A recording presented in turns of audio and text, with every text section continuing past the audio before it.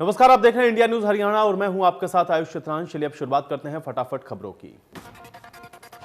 संसद में बजट सत्र को लेकर के सर्वदलीय बैठक हुई है। बैठक में पीएम मोदी सहित रक्षा मंत्री राजनाथ सिंह, संसदीय कार्य मंत्री प्रहलाद जोशी, संसदीय कार्य राज्य मंत्री अर्जुन मेघवाल और वी मुरलीधरन वीडियो कॉन्फ्रेंसिंग के जरिए शामिल हुए। संसद में बजट सत्र को लेकर के हुई सर्वदलीय बैठक के दौरान पीएम मोदी ने किसान आंदोलन को लेकर के बड़ा बयान दिया। सूत्रों की माने तो पीएम मोदी ने सभी पार्टी के नेताओं से कहा, किसान और सरकार के बीच बातचीत का रास्ता हमेशा खुला है। उन्होंने कहा है कि मैं नरेंद्र तोमर की बात को दोहराना चाहूंगा, भले ही सरकार और किसान आम सहमति पर नहीं पहुंचे हैं, लेकिन हम किसानों के सामने विकल्प को रख रहे हैं, वो इस पर चर्चा करें। किसान और मेरे बीच बस एक कॉल की दूरी। सर्वदलीय बैठक में पीएम नरेंद्र मोदी ने कहा कि सरकार सभी मुद्दों पर चर्चा के लिए तैयार है। इस चर्चा में सभी विषयों पर चर्चा होगी, सभी पार्टियों को बोलने का मौका मिलेगा। किसानों से सरकार बातचीत के लिए हमेशा तैयार है। किसानों के समर्थन में विधायकी छोड़ने के बाद इनेलो नेता अभय चौटाला गाजीपुर बॉर्डर पर पहुंचे। उन्होंने कहा कि वो किसान नेता राकेश टिकैत का समर्थन करने के लिए आए। उन्होंने यह भी कहा कि यह आंदोलन किसी एक का नहीं है, यह सभी किसानों का आंदोलन है। सरकार जब तक इन कृषि कानून को वापस नहीं लेती, सब मिलकर कृषि कानून के खिलाफ आवाज उठाते रहेंगे। दिल्ली में केंद्र के नए कृषि कानून के खिलाफ धरना दे रहे किसान राष्ट्रपति महात्मा गांधी की पुण्यतिथि को सद्भावना दिवस के रूप में मना रहे हैं। इस बीच किसान नेता नरेश टिकैत के ट्वीट से भारतीय जनता पार्टी की टेंशन बढ़ सकती है। उन्होंने कहा है कि किसानों के समर्थन में कई बीजेपी के नेता पार्टी छोड़ रहे हैं। उत्तर प्रदेश के मुजफ्फरनगर में हुई किसानों की महापंचायत में फैसला लिए जाने के बाद मुजफ्फरनगर और पश्चिमी यूपी के बाकी जिलों के किसान भी अब दिल्ली की कूच करने की तैयारी कर रहे हैं। सिंगू बॉर्डर पर किसान नेता गुरनाम सिंह चंढूनी ने मोबाइल नंबर जारी करते हुए कहा है कि जिन किसानों पर केस हैं और जो लापता हैं, उनकी जानकारी फोन करके हमें दें। गुरनाम सिंह चंढूनी ने कहा कि आंदोलनकारियों पर जो भी मुकदमे दर्ज हुए, उन सब के सब केस किसान यूनियन लड़ेगी और उनका खर्च भी किसान यूनियन ही उठाएगी। किसानों की ट्रैक्टर यात्रा को लेकर के कई जगह पर मुकदमे दर्ज हैं, कई लोग गायब भी हैं। उन सब की जानकारी इस नंबर पर देने को कहा गया है ताकि सारी जानकारी को इकट्ठा किया जा सके। करनाल के अनाज मंडी में भारी संख्या में किसान इकट्ठे होकर नेशनल हाईवे के बांसताड़ा टोल प्लाजा पर पहुंचे हैं। धरना शुरू किया, जहां पर पहले भी भारी संख्या में जवान तैनात थे। किसानों की मांग है कि शांतिपूर्ण तरीके से उनको टोल प्लाजा पर धरना करने दिया जाए, लंगर लगाने दिया जाए, लेकिन प्रशासन इस बात से इनकार कर रहा है, कहीं और धरना करने की जगह देने को तैयार है। इससे पहले पुलिस ने धरना रुकवा करके जगह को खाली करवा दिया था, लंगर भी रुकवा दिया गया था, जिसके बाद वहां पर भारी संख्या में पुलिस और एसएसबी के जवान तैनात किए गए। टोल प्लाजा पर किसानों को समर्थन देने के लिए इनेलो नेता अभय चौटाला भी पहुंचे। उन्होंने सरकार को जमकर घेरा। बांसताड़ा टोल प्लाजा पर अभय चौटाला पर ऐसे पहले नेता हैं जिन्होंने किसानों ने मंच से बोलने का मौका दिया। अभय ने यह भी कहा कि आंदोलन न किसी का नहीं है, ये सभी किसानों का आंदोलन है। सरकार जब तक इन कृषि कानून को वापस नहीं लेती है, मिलकर किसान सरकार के खिलाफ आवाज उठाते रहेंगे। जींद में किसान आंदोलन को समर्थन और मजबूती देने के लिए अब महिलाओं ने भी हुंकार भर दी है। जिले में महिलाओं ने गांव स्तर पर बैठकों का आयोजन शुरू कर दिया है। झांझकोट में बैठक में भाग लेने वाली महिला ने बताया कि महिलाओं की भागीदारी से आंदोलन अब और ज्यादा मजबूत होगा। हम गांव में कई मीटिंग कर चुके हैं, हर मोहल्ले में जाकर हम महिलाओं को जोड़ रहे हैं। अन्ना हजारे आमरण अनशन नहीं करेंगे। कृषि कानून पर स्वामीनाथन आयोग की सिफारिश लागू करने की मांग को लेकर के अन्ना हजारे ने आमरण अनशन करने का ऐलान किया था। अन्ना के इस ऐलान के बाद सरकार हरकत में आई। केंद्रीय कृषि राज्य मंत्री कैलाश चौधरी के साथ महाराष्ट्र के पूर्व मुख्यमंत्री देवेंद्र फडणवीस ने उनके साथ मुलाकात की है। केंद्रीय कृषि राज्य मंत्री के दिए गए प्रस्ताव के बाद अन्ना हजारे मान गए। केंद्रीय कृषि राज्य मंत्री कैलाश चौधरी ने बताया कि अन्ना हजारे की कई मांगों को लेकर के ठोस कदम उठाए जाएंगे। केंद्र सरकार ने अन्ना हजारे के पत्रों का जवाब भी दिया है। उनके मुताबिक कृषि बजट में बढ़ोतरी की गई। कांग्रेस प्रदेश अध्यक्ष कुमारी सैलजा ने पीसी करके केंद्र सरकार को निशाने पर लिया। कहा, कृषि कानून की वजह से आज देश में ऐसे हालात बने हैं जिसने सबको परेशान किया है। सैलजा ने यह भी कहा कि कांग्रेस ने इन तीनों काले कानून की खिलाफत शुरुआत से ही की है और यही कांग्रेस का स्टैंड है। हमारा संघर्ष चलता आया है, चलता रहेगा, चाहे लोकसभा हो या विधानसभा। कुमारी सैलजा ने कहा कि लोकतंत्र में जनता सर्वोपरि होती है। सरकार गलतियां करती है, पर उन्हें सुधारना भी सरकार का ही काम है। इनेलो नेता अभय सिंह चौटाला ने डिप्टी सीएम दुष्यंत चौटाला और उनके भाई दिग्विजय चौटाला को गद्दार बता डाला। उन्होंने कहा कि उनको तो जनता सड़कों पर देखेगी। अभय सिंह चौटाला ने कहा है कि हम भी बार बार सरकार से मिलकर के ये विनती कर चुके हैं कि तीनों कृषि कानून किसानों के विरोध में है, इनको रद्द करके सरकार को नए कानून बनाना चाहिए जिससे किसानों का भला हो, लेकिन सरकार हमारे सामने झुक रही है और अब किसानों के सामने नहीं झुक रही। 26 जनवरी के प्रकरण पर बीजेपी और आरएसएस पर निशाना साधते हुए कहा कि सरकार का षड्यंत्र सभी के सामने आ चुका है। उन्होंने ही किसानों को बदनाम करने के लिए 26 जनवरी को सब कुछ करवाया। हरियाणा किसान मंच के प्रदेश अध्यक्ष प्रहलाद सिंह भारूगढ़ा ने यह भी कहा कि 26 जनवरी की घटना को लेकर किसानों को बदनाम किया गया। सरकार के इशारे पर कुछ लोगों ने इस घटना को अंजाम दिया है। अंबाला के शंभू बॉर्डर पर टोल प्लाजा पर किसानों ने राष्ट्रपिता महात्मा गांधी की पुण्यतिथि पर सद्भावना दिवस के रूप में इसको मनाया। 7 किसान एक दिन के लिए अनशन पर बैठे। किसानों का कहना है कि राष्ट्रपिता महात्मा गांधी अहिंसा के पुजारी थे। उन्होंने अहिंसा के मार्ग को चलते हुए देश की आजादी के लिए लड़ाई को लड़ा। उन्हीं के दिखाए गए मार्ग को चलते हुए किसान शांतिपूर्वक लड़ाई लड़ रहे हैं। कालका से कांग्रेस विधायक प्रदीप चौधरी की सदस्यता रद्द। हिमाचल के नालागढ़ कोर्ट ने सुनाई है 3 साल की सजा। स्पीकर ज्ञानचंद गुप्ता बोले, विधानसभा के नियम और सुप्रीम कोर्ट के फैसले के आधार पर खाली हुई है कालका की सीट। सुप्रीम कोर्ट के निर्देश के मुताबिक कोर्ट की तरफ से दोषी घोषित सांसद या विधायक की कोई रियायत नहीं दी जाएगी। 14 जनवरी को कोर्ट ने फैसला सुरक्षित रखा था, इसलिए अब 14 जनवरी से कालका सीट से प्रदीप चौधरी अयोग्य घोषित किए गए। फरीदाबाद में गांव नवादा पहुंचे केंद्रीय राज्य मंत्री कृष्णपाल गुर्जर ने विरोधियों पर निशाना साधते हुए कहा कि धरने पर बैठे लोग किसान नहीं बल्कि विरोधी हैं, जिन्हें पीएम मोदी और उनकी सरकार से नफरत है। कृष्णपाल गुर्जर ने यह भी कहा कि किसानों की आय को दोगुनी करने के लिए कुछ परिवर्तन जरूरी हैं, लेकिन विरोधियों को यह रास नहीं आ रहा, इसलिए लोगों को भड़काने का काम किया जा रहा है। इस मौके पर कृष्णपाल गुर्जर ने करीब 2.5 करोड़ के विकास कार्यों का उद्घाटन किया। कुरुक्षेत्र में तिरंगे का अपमान नहीं सहेगा हिंदुस्तान की आवाज को बुलंद करते हुए विधायक सुभाष सुधा की अगुवाई में तिरंगा यात्रा निकाली गई, जिसमें सामाजिक संस्थाओं के प्रतिनिधियों ने बढ़ चढ़कर हिस्सा लिया। रेवाड़ी में तिरंगे के सम्मान में बीजेपी नेताओं और लोगों ने यात्रा निकाली है। कहा, हिंदुस्तान की जनता किसी भी कीमत पर तिरंगे का अपमान सहन नहीं करेगी। यह सामाजिक तत्वों के लिए चेतावनी। देश के राष्ट्रपिता महात्मा गांधी की पुण्यतिथि के मौके पर राष्ट्रपति रामनाथ कोविंद और पीएम मोदी राजघाट पहुंचे, जहां पर उन्होंने बापू को श्रद्धांजलि अर्पित की। पीएम मोदी के अलावा देश के रक्षा मंत्री राजनाथ सिंह भी राजघाट पहुंचे। साथ ही उपराष्ट्रपति वेंकैया नायडू ने भी महात्मा गांधी को श्रद्धांजलि अर्पित की। सीएम मनोहर लाल ने ट्वीट करके केंद्रीय मंत्री प्रकाश जावड़ेकर को जन्मदिन की बधाई दी। लिखा, उन्हें जन्मदिन की शुभ अवसर पर ढेर सारी शुभकामनाएं। ईश्वर से दीर्घायु और उत्तम स्वास्थ्य की कामना। पंचकुला में भारतीय डाक विभाग के कार्यक्रम में विधानसभा अध्यक्ष ज्ञानचंद गुप्ता ने बतौर मुख्य अतिथि शिरकत की है। बापू के पुण्यतिथि पर विशेष कार्यक्रम का आयोजन किया गया। मुख्य डाकघर से शहीद मेजर संदीप साकला चौक तक शांति मार्च निकाला गया है। कार्यक्रम में विधानसभा अध्यक्ष ज्ञानचंद गुप्ता के साथ मुख्य पोस्ट मास्टर भी मौजूद है। पंचकुला में तिरंगे का अपमान नहीं सहेगा हिंदुस्तान की आवाज को बुलंद करते हुए सामाजिक संस्थाओं की ओर से सर्व सम्मान तिरंगा यात्रा का आयोजन किया गया।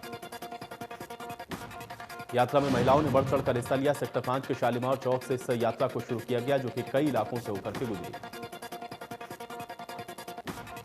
सिरसा में राष्ट्रपिता महात्मा गांधी की पुण्यतिथि के अवसर पर अनाज मंडी के गांधी पार्क में सर्वधर्म प्रार्थना सभा का आयोजन किया गया है। कार्यक्रम में मौजूद लोगों ने बापू के प्रिय भजनों को गाया। समापन अवसर पर रघुपति राघव राजाराम का संकीर्तन किया गया। शहर के गणमान्य लोगों ने महात्मा गांधी को श्रद्धांजलि दी। कहा कि सदा राष्ट्रपिता महात्मा गांधी के बताए मार्ग पर चलना चाहिए। रानिया शहर के वार्ड नंबर 2 में चाय बनाते समय अचानक 5 किलो के सिलेंडर में आग लग गई, जिसकी वजह से सिलेंडर फट गया और 5 लोग घायल हो गए। धमाका सुनकर पड़ोसियों ने घायलों को अस्पताल पहुंचाया। सिलेंडर का धमाका इतना तेज था कि घर की खिड़कियों के शीशे तक टूट गए। घर में दरारें आ गई। आस पड़ोस के मकानों को भी नुकसान पहुंचा। दिल्ली के टिकरी बॉर्डर से टोहाना के 2 किसान नेताओं को गिरफ्तार किया गया है। दोनों की गिरफ्तारी के बाद किसान संगठन में रोष बना हुआ है। किसानों ने टाउन पार्क के बाहर सरकार के खिलाफ नारेबाजी करते हुए उनको रिहा करने की मांग की है। सरकार पर जबरन किसानों को पकड़कर दबाव बनाने का आरोप लगाया है। इस दौरान किसानों ने कहा है कि अगर सरकार ने उनको रिहा नहीं किया तो जल्द ही पंचायत करके बड़ा फैसला किया जाएगा। पहली कक्षा से 8वीं कक्षा तक के स्कूलों को 1 फरवरी से खोले जाने को लेकर स्कूलों में तैयारियां जोरों पर है। इसको लेकर के बल्लभगढ़ के सीनियर सेकेंडरी स्कूल में छात्रों के लिए दिए गए दिशा निर्देशों के अनुसार कार्य शुरू कर दिया गया। प्रिंसिपल धर्मवीर यादव की माने तो बच्चों के लिए टेम्परेचर चेक करना, सैनिटाइजर सहित मास्क की व्यवस्था की गई है। इसके साथ ही सोशल डिस्टेंसिंग का भी पालन किया जाएगा। टोहाना में कृषि यंत्र बनाने वाली फैक्ट्री में खाना बनाने वाले कर्मचारी अपने 2 साथी के साथ तकरीबन 5 लाख की चोरी करके फरार हो गए हैं। आरोपी नेपाल के काठमांडू का बताया जा रहा है। चोरी की वारदात सीसीटीवी में कैद हो गई है। फैक्ट्री के मालिक का कहना है कि आरोपी पिछले लगभग 6 साल से फैक्ट्री में खाना बनाने का काम कर रहा था। उसने काम में मदद के लिए 2 लोगों को बुलाया था। फरीदाबाद में देर रात ज्वेलरी की शॉप में छत और अलमारी को काटकर चोरों ने लगभग लाखों रुपए की ज्वेलरी पर हाथ साफ कर दिया है। पीड़ित दुकानदार ने शिकायत पुलिस को दी है, जिसके बाद जांच शुरू की गई। करनाल के निर्मल कुटिया चौक पर दो भाइयों की सड़क हादसे में मौत। बस ने स्कूटी को मारी थी टक्कर, बस चालक मौके से फरार। मल्लभगढ़ की चावला कॉलोनी में बोरी में बंद शव मिला है। मौके पर पहुंचकर पुलिस ने जांच शुरू की है। आसपास के लोगों में दहशत का माहौल है। हरियाणा विद्यालय शिक्षा बोर्ड ने महज 10 दिन में परीक्षा परिणाम जारी करके नया कीर्तिमान कायम कर दिया है। बोर्ड ने एक दिवसीय कंपार्टमेंट परीक्षा आयोजन 19 जनवरी को करवाया था, जिसका रिजल्ट जारी किया गया। रिजल्ट बोर्ड की आधिकारिक वेबसाइट पर देखा जा सकता है। बोर्ड के अध्यक्ष जगबीर सिंह ने बताया है कि सेकेंडरी परीक्षा का परिणाम 42.67% रहा है। 14,955 स्टूडेंट में से 6,381 स्टूडेंट इसमें पास हुए। हरियाणा सरकार ने 1 फरवरी से स्कूल को खोलने का फैसला किया है। इसके तहत 6ठी से 8वीं तक की कक्षाएं लगाई जा सकेंगी। 9वीं से लेकर 12वीं की क्लास तक के स्कूल पहले ही खोले जा चुके हैं। अंबाला में स्कूल संचालकों ने तय गाइडलाइन के मुताबिक स्कूलों को खोलने की तैयारी कर ली है। दूसरी तरफ कई स्कूलों में बच्चों के सोशल डिस्टेंसिंग को ध्यान में रखते हुए एग्जाम भी करवाए गए। सिरसा में स्वास्थ्य विभाग ने कोरोना वैक्सीन के लिए मेगा ड्राइव शुरू की है। जिले में 29 केंद्रों पर पहले से पंजीकृत स्वास्थ्य कर्मियों को वैक्सीन लगाई जा रही है। सिरसा जिले में कल तक के आंकड़ों के अनुसार 3,961 स्वास्थ्य कर्मियों को वैक्सीन की डोज दी जा चुकी है। अब अगली डोज 28 दिन के बाद दी जाएगी। जिले में 7,320 वैक्सीन का स्टॉक पहुंच चुका है। रोहतक के सांपला कुलताना रोड पर औद्योगिक क्षेत्र में एक किराए के कमरे में पति पत्नी का शव मिला है। मौत के कारण कमरे में रखी जलती अंगीठी को बताया जा रहा है। घटना की सूचना पर सांपला थाना पुलिस ने मौके पर पहुंचकर शव को पोस्टमार्टम के लिए रोहतक पीजीआई भेजा है। पुलिस का कहना है कि प्रारंभिक जांच में मौत का कारण अंगीठी को ही माना जा रहा है, लेकिन फिलहाल इस मामले की जांच की जा रही है। अंबाला में आईकेजी केयर फाउंडेशन की तरफ से मिशन हॉस्पिटल में आयुर्वेदिक प्रोडक्ट वितरित किए गए हैं। यह कार्यक्रम आईकेजी केयर फाउंडेशन के स्टेट प्रेसिडेंट राधिका चीमा की तरफ से आयोजित किया गया। कार्यक्रम में मुख्य अतिथि के तौर पर अंबाला की मेयर शक्ति रानी शर्मा ने शिरकत की है। कार्यक्रम में पहुंचने पर आईकेजी केयर फाउंडेशन की तरफ से मेयर शक्ति रानी शर्मा और डॉक्टर सादिक को सम्मानित किया गया। अंबाला के दुलकोट में रविदास मंदिर का निर्माण किया जा रहा है। मंदिर की नींव का पत्थर शहर की मेयर शक्ति रानी शर्मा ने रखा है। इस दौरान उन्होंने रविदास मंदिर में माथा भी टेका। मेयर शक्ति रानी शर्मा ने बच्ची के हाथों से रिबन कटवाया और उनके हाथ से मिठाई भी खिलाई। शक्ति रानी शर्मा ने पूरे विधि विधान के साथ मंदिर की नींव रखी और पुष्प अर्पित किए। यमुनानगर में रोष मार्च के दौरान हुई हिंसा को लेकर एसपी ने कहा कि हमलावर शरारती तत्वों के खिलाफ एफआईआर दर्ज करके पुलिस की टीमें उसकी तलाश में जुटी। एसपी ने लोगों से अपील की है कि 15-20 युवक कभी भी जुलूस की शक्ल में निकल पड़ते हैं, नारेबाजी करने लगते हैं। कोशिश करें ऐसे जुलूस ना निकालें। अगर निकालने हैं तो इस दौरान भाषा और नारों के इस्तेमाल पर विशेष ध्यान रखा जाए। कुरुक्षेत्र के लोगों का भारी भरकम जाम से निजात मिलेगी। धर्मनगरी कुरुक्षेत्र में 4 करोड़ रुपए की लागत से ओवरब्रिज से रेलवे रोड के ऊपर बन रहे नए पुल का विधायक सुभाष सुधा ने उद्घाटन किया। बीजेपी के सभी तरह के कार्यक्रम का किसान की तरफ से विरोध हो रहा है। इसको देखते हुए मौके पर भारी संख्या में पुलिस बल को तैनात किया गया। महम के खरखड़ा गांव में सैनिक जोगिंदर राजस्थान के अभ्यास के दौरान टैंक टकराने से शहीद हो गए। जोगिंदर 11 साल पहले सेना में भर्ती हुए थे। युद्धाभ्यास के दौरान टैंक के टकराने से जोगिंदर की शहादत हुई। जोगिंदर का पार्थिव शरीर उनके पैतृक गांव खड़खड़ा में लाया गया, जहां पूरे राजकीय सम्मान के साथ सिपाही का अंतिम संस्कार किया गया। इस दौरान पूरा गांव गमगीन माहौल में डूबा रहा। कोसली के गांव जुगड़ी में शहीद सैनिक दीपक का अंतिम संस्कार किया गया है। बुधवार को दक्षिण कश्मीर के कुलगाम के शमसीपुरा हाईवे पर गश्त कर रहे सुरक्षा बलों पर हुए ब्लास्ट में दीपक शहीद हो गए। शहीद दीपक की पत्नी ने कहा है कि वो अपने बेटे को भी सेना में भेजेगी। दीपक के पिता भी सीआरपीएफ से रिटायर्ड हैं। 23 जून 2005 को दीपक ने 12 आर्म्ड रेजिमेंट को ज्वाइन किया था। चर्चित निकिता तोमर अपहरण कांड में मुख्य आरोपी तौसीफ की मां और बाप को अतिरिक्त सत्र न्यायालय से रेगुलर जमानत मिल गई है। इसके साथ ही उन्हें अपहरण कांड का आरोप पत्र भी भेज दिया गया। नई दिल्ली में इजराइल के दूतावास के पास हुए धमाकों की जांच जारी है। इस बीच छानबीन के दौरान घटनास्थल के पास एक लिफाफा मिला है। ये लिफाफा इजरायली दूतावास के राजदूत के नाम पर।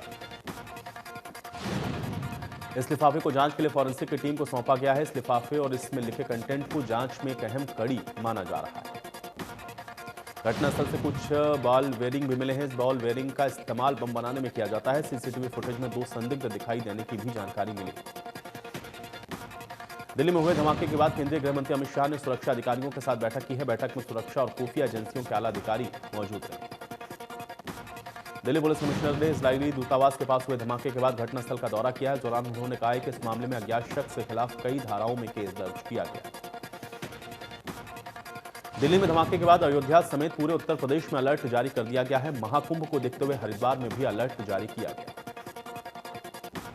दिल्ली में इजरायली दूतावास के पास धमाका हुआ है। धमाके में 3 गाड़ियों के शीशे टूट गए हैं। विजय चौक से 1.5 किलोमीटर पर दूर था यह स्पॉट। विजय चौक पर चल रहा था गणतंत्र दिवस का समापन समारोह। इजरायली दूतावास पर हमले को इजरायल की ओर से आतंकी हमला करार दिया गया है, जबकि भारत ने कहा है कि हमले के आरोपियों को बख्शा नहीं जाएगा। धमाके के बाद यूपी और महाराष्ट्र समेत कई अन्य राज्यों में सुरक्षा बढ़ाई गई है। विदेश मंत्री एस जयशंकर ने इजरायल के विदेश मंत्री से बात की है। एस जयशंकर ने कहा है कि हम इसको गंभीरता से ले रहे हैं। बहादुरगढ़ के पहलवान राहुल राठी ने सीनियर नेशनल कुश्ती प्रतियोगिता में स्वर्ण पदक हासिल किया है। राहुल राठी ने रेलवे की तरफ से खेलते हुए गोल्ड मेडल हासिल किया। राहुल राठी बहादुरगढ़ के हिंद केसरी सोनू पहलवान अखाड़े में बचपन से ही कुश्ती के दांवपेच सीख रहे हैं। जूनियर नेशनल में भी 3 बार वो कांस्य पदक जीत चुके हैं। अखाड़े में पहुंचने पर साथी खिलाड़ियों और कुश्ती प्रेमियों ने पहलवान का फूल मालाओं से स्वागत किया।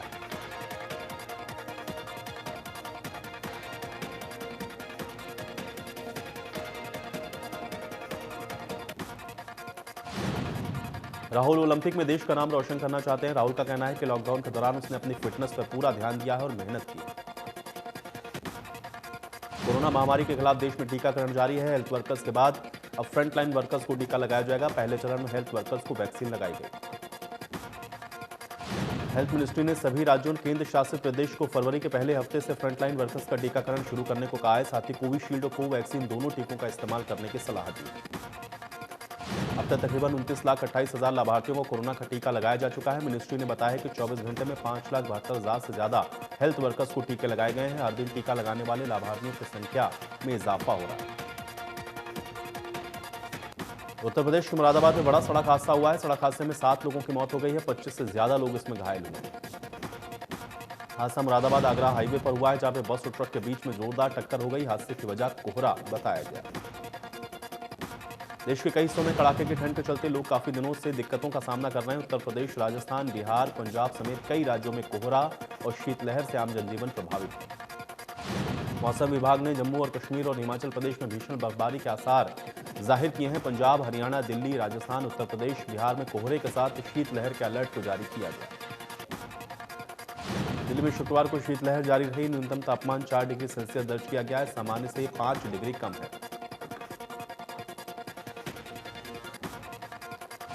कोहरे के चलते कम विजिबिलिटी की वजह से ट्रेनों की रफ्तार धीमी है। नॉर्दर्न रेलवे के मुताबिक कोहरे की वजह से कम 10 ट्रेनें अपने निर्धारित समय से देरी से चल रही हैं।